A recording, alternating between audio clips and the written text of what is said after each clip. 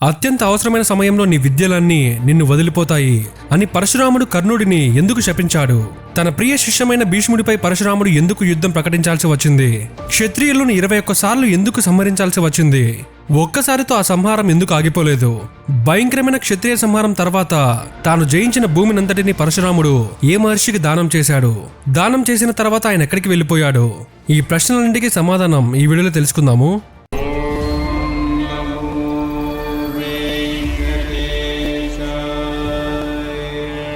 తండ్రి మరణం మరియు తల్లి దుఃఖాన్ని చూసిన పరశురాముడు ఆ క్షణంలో భయంకరమైన ప్రతిజ్ఞ చేశాడు.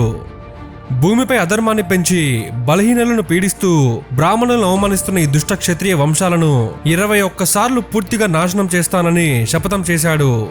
ఆనాటి నుంచి ఆయన క్రోధమూర్తిగా యమధర్మరాజులా మారాడు. పరశురాముడి యొక్క ఈ ప్రతిజ్ఞ కేవలం కోపం నుంచి పుట్టింది కాదు. లోకంలో క్షత్రియ ధర్మం క్షీణించి కేవలం అహంకారానికి అన్యాయానికి ప్రతీకగా మారిన సమయంలో ధర్మస్థాపన కోసం తీసుకున్న నిర్ణయం ఇది. పరశురాముడు తన దివ్య పరశువును ధరించి భయంకరమైన యుద్ధానికి సిద్ధమయ్యాడు. ఈ గండ్ర గొడ్డల్ని పరమశివుడి దగ్గర నుంచి వరంగా పొందాడు. ఆయన శక్తిని ఎదిరించి నిలబడేవారే లేరు. ఆయన ప్రతిజ్ఞను నిలబెట్టుకోవడానికి భూమిపై అన్యాయంగా ప్రవర్తిస్తున్న రాజును, క్షత్రియ వంశాలను వెతికి 21 సార్లు సంహరించాడు. ఆయన చేతిలో చనిపోయిన క్షత్రియులు రక్తంతో 5 సరస్సులు ఏర్పడ్డాయని పురాణాలు చెబుతున్నాయి. వాటిని శమంతక పంచకాలు అంటారు. ఈ మహాసంహారం ఉద్దేశం క్షత్రియులను పూర్తిగా నాశనం చేయడం కాదు, క్షత్రియ ధర్మాన్ని వదిలి కేవలం భోగాల కోసం, అహంకారం కోసం జీవించిన దుష్ట శక్తులను భూమిపై నుంచి తొలగించడం. ప్రతి సంహారం తర్వాత మళ్లీ మిగిలిన క్షత్రియులు అన్యాయంగా ప్రవర్తిస్తే ఆయన మళ్లీ వచ్చి వారిని శిక్షించేవారు. పరశురాముడు యుద్ధం ఎలా ఉంటుందని శ్రీమద్ భాగవతంలో వ్యాస మహర్షి ఇలా రాశారు. అహంకారంతో అమానుషంగా ప్రవర్తించిన కార్తవీర్యార్జునుడి ముందు పరశురాముడు నిలబడిన గడియలు ప్రళయానికి మొదటి క్షణం. ఒకవైపు అపార తపోశక్తితో శివుని నుంచి వరం పొందిన పరశువుని ధరించి క్రోధాగ్ని జ్వాలలు కక్కే కళ్ళతో పరశురాముడు, మరోవైపు 1000 చేతుల బలంతో దత్తాత్రేయుడి వరాలతో మదించిన క్షత్రియ అహంకారం. కార్తవీర్యార్జునుడు తన సహస్ర బహువులను విస్తరించి ఒకేసారి వేలాది అస్త్రాలను, శూలాలను, బాణాలను పరశురాముడి వైపు వర్షించాడు. ఆ అస్త్రాల దాటికి ఆకాశం కప్పబడి సూర్యకాంతి మసకబారింది. కానీ పరశురాముడు ఏమాత్రం చలించలేదు. ఆయన తన దివ్యమైన పరశువును ఆకాశంలో ఒక సుడిగాలిలా తిప్పగా అది కార్తవీర్యార్జునుడి అస్త్రాలన్నిటినీ దూది పింజల్లా చెదరగొట్టింది. ఆ తర్వాత పరశురాముడు నేరుగా యుద్ధంలోకి దూకారు. ఆయన కదలికలు ప్రచండ వాయువు కంటే వేగంగా ఉన్నాయి. పరశువును ఉపయోగించిన తీరును వ్యాస మహర్షి వర్ణించినప్పుడు అది అత్యంత భయంకరంగా ఉంటుంది. శత్రువు యొక్క రక్షణ కవచులు, కండరాలు, ఎముకలు అంటూ భేదం లేకుండా ఆ పరశువు చీల్చివేసింది. కార్తవీర్యార్జునుడి 1000 చేతులు ఆయుధాలు పట్టుకొని శిరస్సుపై ఎత్తి ప్రదర్శించిన అహంకారం ఎంతుందో పరశురాముడి పరశువు ఆ చేతులను ఒక్కొక్కటిగా ఛేదించిన దృశ్యం అంతకంటే భయంకరంగా ఉంది. ఆ 1000 చేతులు నరకబడిన తర్వాత నిస్సత్తువుగా మిగిలిన కార్తవీర్యార్జునుడిపై ధర్మం తప్పిన ఏకైక రాజుగా పరశురాముడు తన పరశువును ఉగ్రంగా ప్రయోగించి అతని శిరస్సుని మొండం నుంచి వేరు చేశాడు. అక్కడితో ఆ అగ్ని చల్లారలేదు. తర్వాత జమదగ్ని మహర్షిని అమానుషంగా చంపిన కార్తవీర్యార్జునుడి కుమారులు ప్రతీకారం కోసం వచ్చినప్పుడు పరశురాముడి క్రోధం మరింత పెరిగింది. తండ్రిని కోల్పోయిన ఆ ఉగ్రరూపం ముందు ఆ కుమారులు కేవలం కాంతి ముందు కరిగిపోయే మంచులాగా కనిపించారు. పరశురాముడి రథం రణరంగంలోకి కదిలినప్పుడు భూమి కంపించింది. ఆయన చేసిన యుద్ధం కేవలం బలం కాదు, పితృభక్తి, ప్రతీకారం కలిసి సృష్టించిన ప్రళయం. ఆయన ఒకేసారి అనేక మంది రాజులను, వారి సేనలను తన పరశువుతో చిందరవందర చేశాడు. రక్తం సెలయేరులా ప్రవహించి భూమిని తడిపింది. అదొక రక్తయజ్ఞం. ఆ కుమారులలో అహంకారం ఉన్న ప్రతి ఒక్కరిని ఆయన ధర్మానికి బలి ఇచ్చారు. ఈ యజ్ఞం తర్వాత ఆయన తన కత్తితో సాధించిన భూమినంతటిని, తన సంపద మొత్తాన్ని కశ్యప మహర్షికి దానం చేశాడు. భూమిపై నా హక్కు ముగిసింది అని ప్రకటించి కశ్యప మహర్షి ఆజ్ఞ మేరకు ఆయన నివాసం కోసం కొత్త ప్రదేశాన్ని సృష్టించారు. దానం చేసిన తర్వాత పరశురాముడు మానవలోకం నుంచి విరమించుకొని దక్షిణాన ఉన్న మహేంద్రగిరి పర్వతం పైన తపస్సు చేసుకోవడానికి వెళ్ళిపోయారు. ఆయన సప్త చిరంజీవులలో ఒకరు ఇప్పటికీ ఉన్నారని భాగవతం చెబుతుంది. శ్రీమద్ భాగవతంలో ప్రస్తావించబడిన మరొక ముఖ్య ఘట్టం, రామాయణంలో శ్రీరామచంద్రుడు శివధనుషును విరిచిన తర్వాత పరశురాముడు అక్కడికి వచ్చాడు. శివ ధనుర్భంగానికి కోపంతో ఉన్న పరశురాముడు అక్కడ ఉన్న రాముడిని పరీక్షించడానికి విష్ణు ధనుసును ఆయన చేతికి ఇచ్చి ఎక్కుపెట్టమన్నాడు. రాముడు ఆ విష్ణు ధనస్సును సునాయాసంగా ఎక్కుపెట్టినప్పుడు పరశురాముడికి రాముడే మహావిష్ణువు యొక్క మరొక అవతారమని అర్థమైంది. అహంకారం వదిలి పరశురాముడు రాముడిని నమస్కరించి తన తపస్సులోకి వెళ్ళిపోయాడు. క్షత్రియ సంహారం తర్వాత పరశురాముడు తన జీవితాన్ని పూర్తి తపస్సు, జ్ఞానబోధ మరియు ధర్మస్థాపనకు అంకితం చేశారు.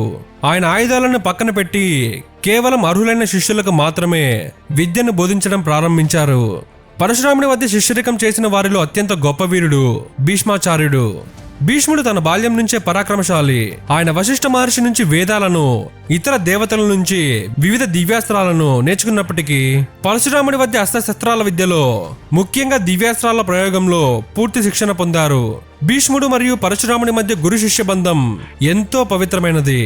పరశురాముడికి సరితూగగల అస్త్ర విద్యా పరాక్రమాన్ని భీష్ముడు సొంతం చేసుకున్నాడు. భీష్ముడు కాశీరాజు కుమార్తెలైన అంబ, అంబిక, అంబాలికలను స్వయంవరం నుంచి తీసుకువచ్చినప్పుడు అంబ తన ప్రేమను శాల్వరాజుకు ప్రకటించింది. భీష్ముడు ఆమెను శాల్వరాజు వద్దకు పంపగా శాల్వరాజు ఆమెను తిరస్కరించాడు. పరాజితురాలై అవమానం పొందిన అంబ ఈ దుస్థితికి కారణమైన భీష్ముడిపై ప్రతీకారం తీర్చుకోవాలని నిర్ణయించుకుంది. అంబ చివరకు పరశురాముడిని ఆశ్రయించి భీష్ముడు చేసిన అన్యాయం గురించి చెప్పింది. తన శిష్యుడైనప్పటికీ అంబకు జరిగిన అన్యాయం సహించలేక పరశురాముడు భీష్ముడిని న్యాయం చేయమని లేదా తనతో యుద్ధం చేయమని ఆదేశించారు. గురువుతో యుద్ధం చేయడానికి ఇష్టం లేకపోయినా క్షత్రియ ధర్మాన్ని నిలబెట్టడానికి భీష్ముడు ఆ యుద్ధాన్ని అంగీకరించాడు. గురువు, శిష్యుడు ఇద్దరు సమాన పరాక్రమంతో సర్వశక్తులు ఒడ్డి 23 రోజుల పాటు భీకరంగా యుద్ధం చేశారు. వారి యుద్ధ పరాక్రమం భూమిని, ఆకాశాన్ని కదిలించింది. చివరకు దేవతల వల్ల ఈ యుద్ధం ఎవరికీ విజయం లేకుండా ముగిసింది. పరశురాముడి జీవితంలో అత్యంత విషాదకరమైన సంఘటన కర్ణుడికి శాపం ఇవ్వడం. కర్ణుడు తాను ఒక సూతపుత్రుడు అయినప్పటికీ అర్జునుడిని మించిన వీరుడిగా మారాలని కోరుకున్నాడు. మహావీరుడైన పరశురాముడు కేవలం బ్రాహ్మణులకు మాత్రమే అస్త్ర విద్యను బోధిస్తారని తెలుసుకుని కర్ణుడు తన క్షత్రియ వంశాన్ని దాచిపెట్టి తానొక పేద బ్రాహ్మణ విద్యార్థిగా అసత్యం చెప్పి పరశురాముడి వద్ద శిష్యుడిగా చేరాడు. పరశురాముడు కర్ణుడికి బ్రహ్మాస్త్రంతో సహా అత్యంత శక్తివంతమైన దివ్యాస్త్రాల జ్ఞానాన్ని మరియు రహస్యాలని బోధించాడు. ఒకరోజు గురువుగారైన పరశురాముడు అలసిపోయి కర్ణుడి తొడపై తల పెట్టుకుని నిద్రపోతున్నారు. ఆ సమయంలో ఒక భయంకరమైన పురుగు వచ్చి కర్ణుడి తొడను చాలా లోతుగా కొట్టి రక్తం కారడం మొదలైంది. గురుగారి నిద్రకు భంగం కలగకూడదని కర్ణుడు ఆ భయంకరమైన బాధను కూడా భరించాడు. తన శిష్యుడి యొక్క అద్భుతమైన సహనాన్ని చూసిన పరశురాముడు మేలుకున్న తర్వాత ఆ రక్తాన్ని, ఆ బాధను గమనించాడు. ఇంతటి సహనం మరియు భరించగలిగే శక్తి కేవలం ఒక క్షత్రియ మహారథికి మాత్రమే సాధ్యమవుతుంది అని ఆయన ఆగ్రహించారు. ఆయన వెంటనే, ఓయి, నువ్వు నిజం చెప్పు, నువ్వు బ్రాహ్మణుడి కాదు, నువ్వు క్షత్రియుడివి లేదా ఇంకేదో వంశానికి చెందినవాడివి. అబద్ధం చెప్పి నా వద్ద విద్య నేర్చుకున్నావు అని కోపంతో అడిగారు. నిజం చెప్పిన కర్ణుడిపై పరశురాముడు తీవ్ర నిరాశతో శాపమిచ్చారు. నువ్వు అబద్ధంతో నా నుంచి ఏ విద్యనైతే నేర్చుకున్నావో, నీకు అత్యంత అవసరమైన సమయంలో నీ ప్రాణానికి ముప్పు వాటిల్లినప్పుడు ఆ దివ్యాస్త్రాల జ్ఞానమంతా నిన్ను వదిలిపోతుంది. ఆ బ్రహ్మాస్త్రం ప్రయోగం నీకు గుర్తుకు రాదు. ఈ శాపం కారణంగానే మహాభారత యుద్ధంలో కర్ణుడి యొక్క గొప్ప అస్త్రాలు, ముఖ్యంగా బ్రహ్మాస్త్రం అత్యవసర సమయంలో ఫలించదు. అయినప్పటికీ పరశురాముడు కర్ణుడి పట్ల జాలితో ఒక విజయధనుసును బహుకరించి ఆయనకు వీరత్వం తగ్గదని వరమిచ్చారు. పరశురాముడు క్షత్రియ సంహారాన్ని పూర్తి చేసి భూమిని దానం చేసిన తర్వాత తన జీవితంలో స్థిరమైన యోగ ధ్యానం మరియు తపస్సుకు అంకితం చేశారు. మహేంద్రగిరి పర్వతాలపై తపస్సు చేసుకుంటున్నారని పురాణాలు చెబుతున్నాయి. భూమిని కశ్యప మహర్షికి దానం చేసిన తర్వాత పరశురాముడు నివాసం కోసం కొత్త ప్రదేశం అవసరమైంది. అప్పుడు ఆయన పశ్చిమ సముద్ర తీరానికి వెళ్లి తన దివ్యమైన పరశువును విసిరారు.